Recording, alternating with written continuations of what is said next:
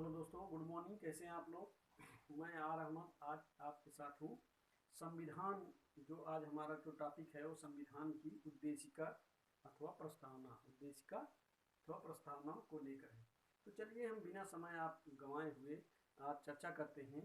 उद्देशिका क्या है, प्रस्तावना क्या है, इसकी ज़रूरत क्यों हुई, इससे क्या दिखाई देता है, इसकी छवि संविधान पे क्या है, संविधान को कैसे एक उद्देशिका या प्रस्तावना के माध्यम से समझा जा सकता है। तो दोस्तों जो है आप देखेंगे तो हर देश की अपनी अपनी एक क्या होती है, प्रस्तावना होती है। लेकिन जो भारत की प्रस्तावना है, भारतीय संविधान की जो प्रस्तावना है वो एक विशेष प्रस्तावना है। क्योंकि भारतीय संविधान की जो प्रस्तावना है या अन्य देशों के प्रस्तावना से अलग है। क्योंकि उसमें क्या है, हमारे देश की जो प्रस्तावना है इसमें जो है, इससे जो है संविधान के पूरे ढांचे का जो है दर्शन हो जाता है कि हमारा संविधान किस तरीके से होगा। और यह जो है संविधान से अलग नहीं किया गया है, या संविधान का ही क्या है, एक हिस्सा है। तो हम लोग क्या करेंगे, इसी पर चर्चा करेंगे। चर्चा करते हुए हम सबसे पहले देखेंगे दोस्तों कि जो हमारा संविधान, जो हमारी उद्देशिका है, यह जो है किस किस पर आधारित है। तो उद्देशिका क्या है हमारी उद्देशिका, जिसे हम प्रस्तावना के नाम से जानते हैं। तो संविधान में सबसे पहले उद्देशिका के बारे में क्या कहा गया है कि उद्देशिका जो है या क्या है, संविधान की कुंजी है। संविधान की कुंजी है अर्थात इसका तात्पर्य यह है कि जैसे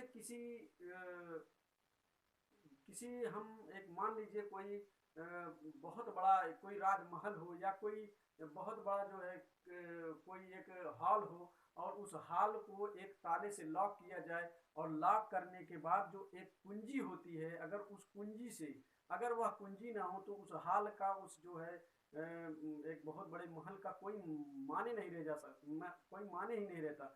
जैसे ही हम की को लगाते हैं तो वो क्या होता है, पूरा खुल जाता है। तो ठीक उसी तरीके से जैसे अगर कोई हम भारतीय संविधान को अगर देखना है, भारतीय संविधान को अगर जानना है, तो उसके जो है उद्देशिका को देख ले, प्रस्तावना को देख ले, तो पूरे संविधान का जो निचोड़ रखा हुआ है वो कहाँ रखा हुआ है, उद्देशिका में। अर्थात उद्देशिका का जो यह पॉइंट है, उद्देशिका में जो लिखा गया है, जो शुरू में आपको देखने को मिलेगा, हम भारत के लोग भारत को संपूर्ण प्रभुता संपन्न समाजवादी पंथ निरपेक्ष लोकतंत्रात्मक गणराज्य बनाने के लिए उसके समस्त नागरिकों को जो है क्या करते हैं, उसके समस्त नागरिकों को जो है प्रभुता संपन्न समाजवादी पंथ निरपेक्ष लोकतंत्रात्मक गणराज्य बनाने के लिए उसके समस्त नागरिकों सामाजिक, आर्थिक और राजनीतिक न्याय, विचार, अभिव्यक्ति, विश्वास, धर्म एवं उपासना की स्वतंत्रता तथा तथा जो है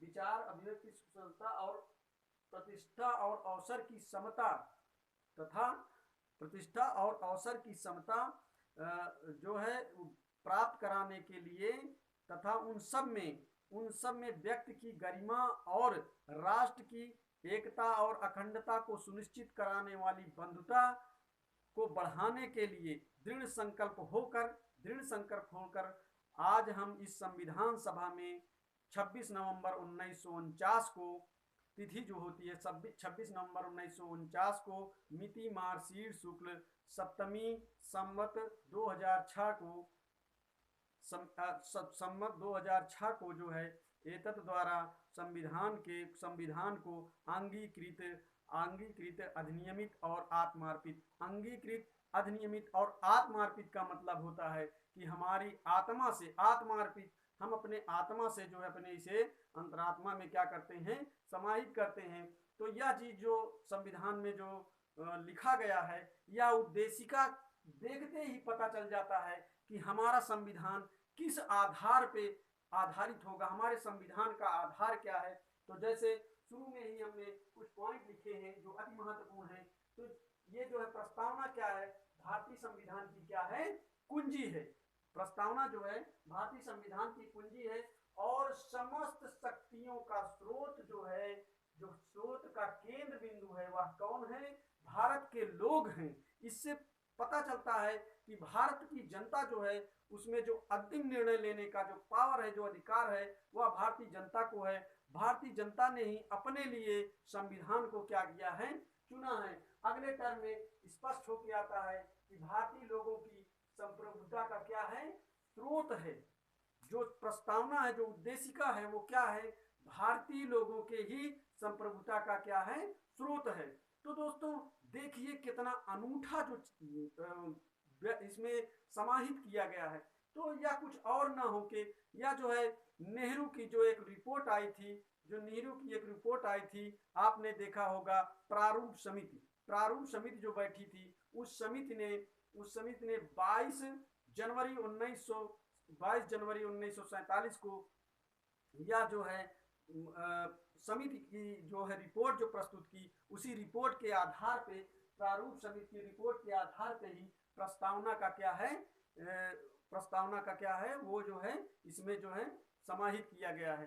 तो ये इससे स्पष्ट होता है कि जो भारतीय लोगों की जो संप्रभुता का स्रोत है, वह स्रोत जो है क्या, कौन बताता है, प्रस्तावना बताती है। अब हम देखेंगे कि प्रस्तावना जो है, प्रस्तावना और उद्देशिका के कुछ उद्देश्य भी होंगे।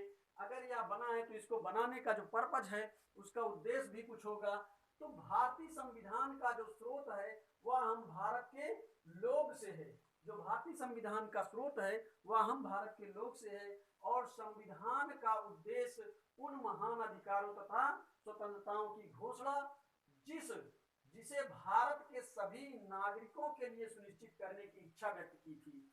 तो जो दूसरा टर्म है भारतीय संविधान का उद्देश्य उन महान अधिकारों, जो हमारे अधिकार थे, उन महान अधिकारों और स्वतंत्रताओं की घोषणा का क्या है, यह घोषणा का क्या है, यह एक तरीके का क्या है, यह सभी नागरिकों के लिए सुनिश्चित करने वाली इच्छा को व्यक्त करने वाला क्या है, एक तरीके का लेख है, जो स्पष्ट बताता है कि जो हमारे जो संविधान निर्माता थे, जो हमारे संविधान निर्माता थे, उन्होंने संविधान में हमारे अधिकारों और स्वतंत्रताओं की क्या की है, घोषणा की है। तो चलिए हम देखते हैं। अब जो अगला टर्म आता है वह संविधान के प्रवर्तन की तिथि आती है। तो संविधान के प्रवर्तन की तिथि जो होगी वह जो होगी 26 नवंबर 1949।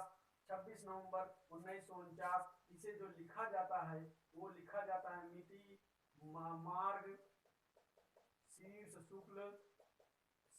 शुक्ल संवत 2006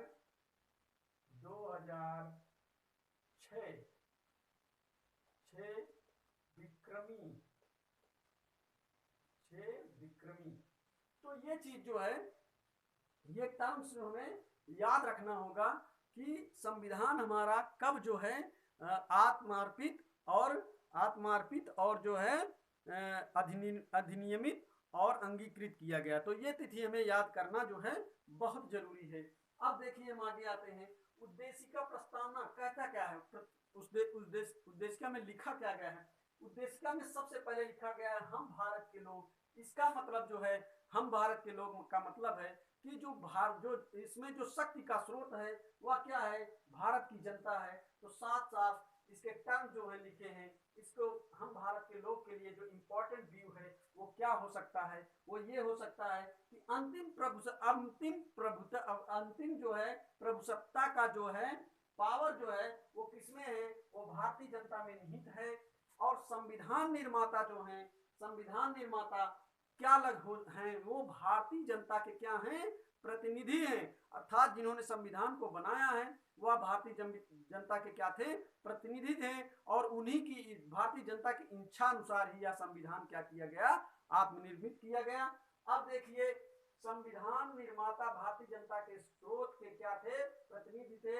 और संविधान भारतीय जनता की इच्छा का क्या था, परिणाम था। भारतीय जनता के इच्छा का क्या था, भारतीय संविधान परिणाम था। यह जो है हम भारत के लोग में झलक के आता है। जैसे ही हम भारत के लोग देखेंगे तो हम भारत के लोग का तात्पर्य यही है कि अंतिम प्रभुसत्ता जो है भारतीय जनता में निहित है। और संविधान निर्माता भारतीय जनता के क्या हैं, प्रतिनिधि हैं। और संविधान भारतीय जनता की क्या है, इच्छा का परिणाम है। आगे चल के हम दोस्तों देते हैं, हम भारत के लोग भारत को संपूर्ण प्रभुत्व संपन्न और संपूर्ण संपन्न के बाद देखेंगे तो समाजवादी, पंथ निरपेक्ष, लोकतंत्र बनाने के लिए कैसे गणराज्य की जो है, ये कैसे गणराज्य की जो है कल्पना करते हैं। ये ऐसे गणराज्य की हमारे संविधान निर्माता, हमारे प्रस्तावना को बनाने वाले जो विधिवेत्ता थे, वो किस तरीके के गणराज्य की बात करते हैं। ऐसे गणराज्य की बात करते हैं जो समाजवादी हो। समाजवादी का तात्पर्य क्या है? समाजवादी का तात्पर्य यह है कि इसमें जो वितरण होगा, धन का वितरण या जो है अधिकार का वितरण या स्वतंत्रता का जो वितरण होगा, वह क्या होगा? वह सार्वजनिक हाथों में होगा और इसे बनाने का अधिकार जो है राज्य को होगा। अर्थात जो हमारे बीच असमानता होगी, राज्य में जो असमानता होगी, जो नियम कायदे कानून बनाए जाएंगे, उस असमानता की खाई को पाटने के लिए बनाए जाएंगे। अब हम चलिए देखते हैं पंथ निरपेक्ष का मतलब क्या होगा। हमारा जो संविधान होगा, हमारा जो राष्ट्र होगा, वह क्या होगा? वह पंथ निरपेक्ष होगा। उसका कोई अपना धर्म नहीं होगा, उसका कोई अपना पंथ नहीं होगा। जो कुछ होगा वह सभी धर्मों, सभी समुदायों के लोगों के धर्मों को जो है समान अधिकार दिया जाएगा। अब चलिए हम देखते हैं लोकतंत्र की परिभाषा हमने अपने पहले वीडियो में बनाया है। लोकतंत्र का मतलब यह होता है कि क्या इसमें जो है अंतिम निर्णय लेने की शक्ति जो है भारतीय जनता के पास है, या भारतीय जनता जो भी भारत के नागरिक हैं उनके मतों का मूल्य समान है और उन्हें अपने प्रतिनिधि चुनने का पूर्ण अधिकार है, और जो एक मत का मूल्य है वह सभी भारतीय नागरिकों के मतों का मूल्य क्या समान है। तो यह जो है लोकतंत्र की क्या करता है?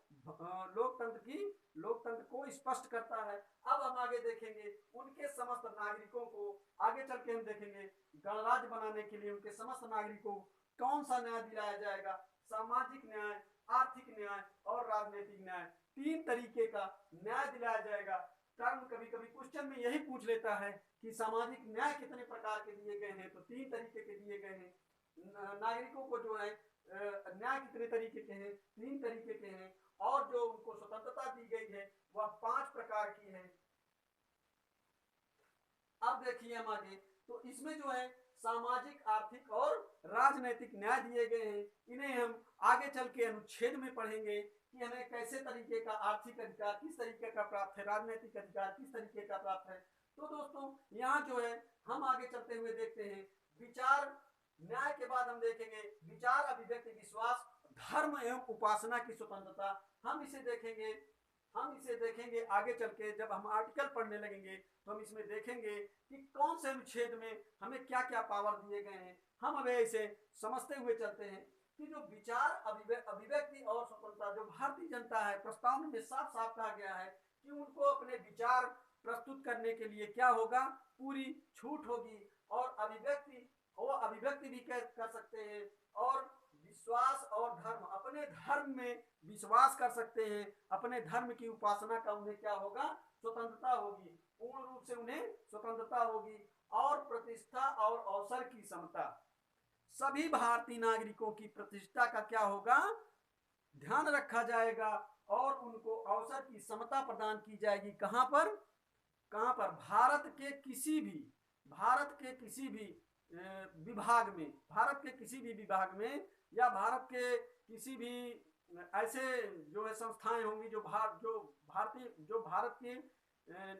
भारत की सरकार के द्वारा या हमारे देश के द्वारा या भारत सरकार द्वारा जो भी संस्थाएं चलाई जाएंगी, उसमें जो है अवसर की जो समता होगी, जो अवसर की समता होगी, वो सभी भारतीय नागरिकों के लिए क्या होगा? एक समान होगा। तो इसी के साथ हम लोग दोस्तों आगे बढ़ते हुए देखेंगे कि हमारा जो टर्म्स है भारतीय प्रतिष्ठा और अवसर की समता, इसको हमने अपने जो है आगे जो पढ़ा था कि इसको प्राप्त कराने के लिए, चाहे मतलब अगर आपने जो हमें बताया, जो हमने शुरू में चर्चा की थी कि इस उद्देशिका के बारे में, तो उस टर्म में जो हमने आपको बताया था कि प्रतिष्ठा और अवसर की समता प्राप्त कराने के लिए, प्रतिष्ठा और अवसर की समता प्राप्त कराने के लिए तथा उन सब में व्यक्ति की गरिमा और राष्ट्र की एकता और अखंडता, की समता प्राप्त कराने